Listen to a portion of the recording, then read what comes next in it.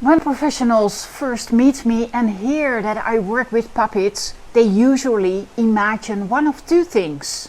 They think about method puppets, puppets that help teach something. Or they think about role-playing with puppets, where children practice social situations. Both approaches are widely used and both can have their value. But over the years I started asking myself this question: where is the space for the child in these interactions? Because when we work with children, especially children who are resistant, withdrawn or protective, the way we enter the interaction really matters. If the direction of the conversation is already decided, children can only follow. But when there is space, children can bring something of themselves into the interaction. So let's take a closer look. This is an example of method-based puppetry. You can see me in action together with Piri. Miss Helen, I feel a little sad today. Oh, I thought you looked a little down. What happened, Piri? Well, today I was talking with my teacher and my dad after school, and they say I needed to be more responsible. Responsible? I think you mean responsible. Yes, that. But I don't really know what they meant. I just felt sad that and my teacher and my dad seemed unhappy with me. Oh, thank you for sharing this sad feeling with me, Piri. Maybe some of our friends can tell us what they know about being responsible. Friends, do you know what responsible means at home, at school, with friends? Oh, I get it. So how do I start being responsible? That's an excellent question, Piri. Friends, what do you think? How do we know if we are being responsible? First, you have to know what you need to be doing, and then you have to do it. Okay. So first I have to figure out what I'm supposed to be doing, and then I have to act on it. In this example, the puppet introduces a topic: responsibility. The puppet shares a feeling and then asks the children to help explain what responsibility means. This is something we often see in educational programs. The puppet helps guide the children towards a learning goal. Children are invited to respond. They can share their ideas. But notice something important. The conversation already knows where it is going. The topic is set. The goal is clear.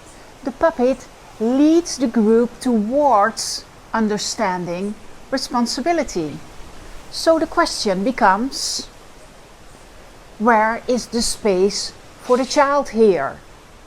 Children can participate, but the direction of the conversation has already been decided. Now let's take a look at another common way puppets are used: role play. Meet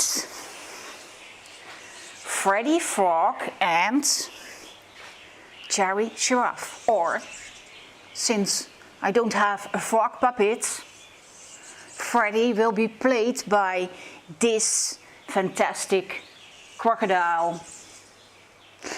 They are at the giraffe's enclosure at the zoo, and they are ready to show us how role play works. This is Freddy Crocodile. Freddy hops to the zoo. He wants to see his friends. This is his friend, Jerry Giraffe. Freddy Crocodile likes Jerry Giraffe. They are friends. Freddy wants to say hello. First, Freddy has to get Jerry's attention. So Freddy quacks in a big loud voice. Quack! Hey Jerry! It didn't work. He has to try again. Quack! Hey Jerry! It didn't work again. Freddy decides to hop around so Jerry can see him.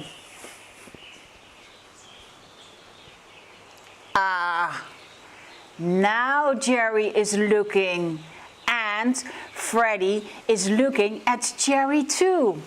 Looking helps. Now they have a good chat. Hi Jerry, how are you? I'm good. Nice to see you again. Freddy and Jerry like to chat. Friends talk about what they see and what they like. What could Freddy tell Jerry? Freddy was thinking of something interesting. I saw 3 ladybugs today. That's nice. What's a ladybug? Jerry remembered that questions keep the chat going. So Freddy answered, ladybugs are beetles. They are round and red with black spots. Do you like bugs? Bugs? Freddy also remembered to ask a question. They are having a lovely chat. Here we see something slightly different. The puppet interaction follows a scenario.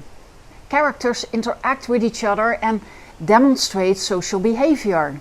This can be very useful for practicing communication skills. But again, notice something. The story already exists. The characters are already defined. The situation is defined. Children can join the scenario, but the direction of the interaction is already known. So again we can ask, where is the space for the child? Where can the child bring their own experience or ideas into the conversation? Over time, I started working with puppets in a different way. Instead of using the puppet to guide children toward a lesson, I began to see the puppet as something else. It's not a teacher, not a character in a script, but a relational partner. A puppet who stands beside the child rather than above them. A puppet who is curious about what the child thinks or feels. Let me show you what that looks like. I use the same ideas and let my puppet be a relational partner. I feel a little sad today. Do you know what it's like to feel sad? I'm sad because Helen told me I need to be more responsible. But I don't know what that means. Do you? What happened was I was playing first with the dolls and then with the cars, and then we decided to grab the pencils and make a drawing. Yeah, my room was a big mess. And then Helen came in, looked around and said, Piri, you need to be more responsible. She didn't sound happy. I think she meant that I made such a mess of my room. What do you think? Has anyone ever said that to you? What did you do? How do you manage when friends come to play with you? Am I the only one who always makes my room messy? Notice what happens here. The puppet is not explaining what responsibility means. The puppet is not guiding the children towards the correct answer. Instead, the puppet shares something from its own experience. He feels sad. He doesn't fully understand what happened, and he becomes curious about the children's experiences. The conversation begins there. The direction of the interaction is not set yet. It develops together with the children. The puppet is not teaching, the puppet is exploring, and that creates space. Space for children to recognize something from their own lives. Space for children to share their thoughts. Space for a real conversation. The second example. I like this puppet a lot, so I use this one for this topic, Freddy Crocodile. Hi, I want to ask you something. I'm going to the zoo today. I'm visiting my friend Jerry. Jerry is a giraffe and they are very tall. I am much smaller, so often he doesn't see me. So now I'm curious, what do you do when someone doesn't see you? How do you get their attention? And does that always work? With Jerry, I sometimes have to shout very loudly, Jerry! Or start jumping to get his attention. And then we can chat together. I like that because we are friends and I always have a lot to tell. Do you know what it's like? Wanting to tell so much that you sometimes forget to ask questions? Here the puppet again interacts as a friend. He shares something from his own experience. He asks the children what they think. He is not demonstrating perfect behavior. He is simply engaging with them. And that allows the children to enter the conversation in their own way. So the difference is not just how we use puppets. The difference lies in the position of the puppet in the interaction. In many puppet interactions, we adults already know where the conversation should go. In relational puppetry, the conversation develops with the children. And that brings us back to the central question. Where is the space for the child in this interaction? When a puppet creates space, something interesting happens. Children often begin to bring their own experiences, ideas and questions into the conversation. And that is where real connection begins. Because sometimes children don't need better explanations, they need a different way into the interaction. And often a puppet can become that bridge.